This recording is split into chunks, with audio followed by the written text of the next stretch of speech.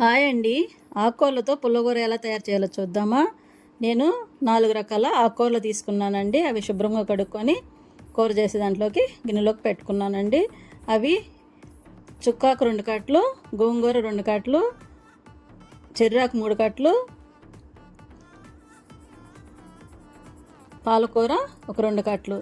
దీంట్లోకి మన కారం తగ్గట్టు నేను 10 నుంచి 15 పచ్చిమిరపకాయలు వేసుకున్నాను. ఒక ఆనియన్, 3 టమాటాలు వేసి కొద్దిగా పసుపు వేసి, దీంట్లో వాటర్ ఎక్కువ ఉంటాయి కదండి ఆకుకూరలో, అందుకని హాఫ్ గ్లాస్ వాటర్ వేసుకొని మూత పెట్టి బాగా ఉడికించుకున్నానండి.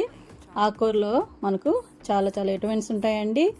మన హెల్త్కి కూడా చాలా మంచిది. మనము 1 వీక్ ఒకసారన్నా మనం ఆకుకూరలు తింటుండాలండి. చూడండి ఉడికిపోయింది. నిమ్మకాయ సైజు చింతపండు వేసుకున్నామండి. మనకు పచ్చిమిరపకాయలు బాగా మెత్తబడితే కూర బాగా ఉడికిపోయినట్లు లెక్కండి.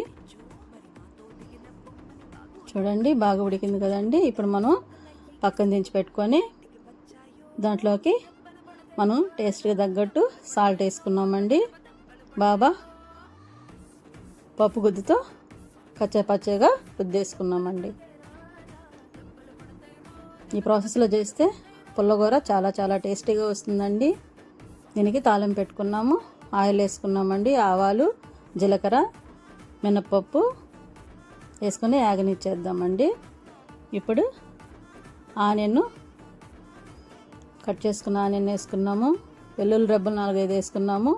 ఎండుమిర్చి వేసుకున్నాము.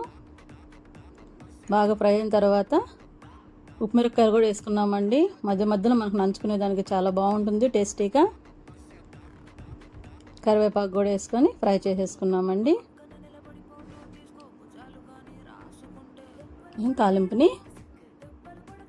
పుల్లగూరలోకి పోసేసుకొని కలిపి 2 మినిట్స్ స్టవ్ మీద ఉంచేద్దామండి.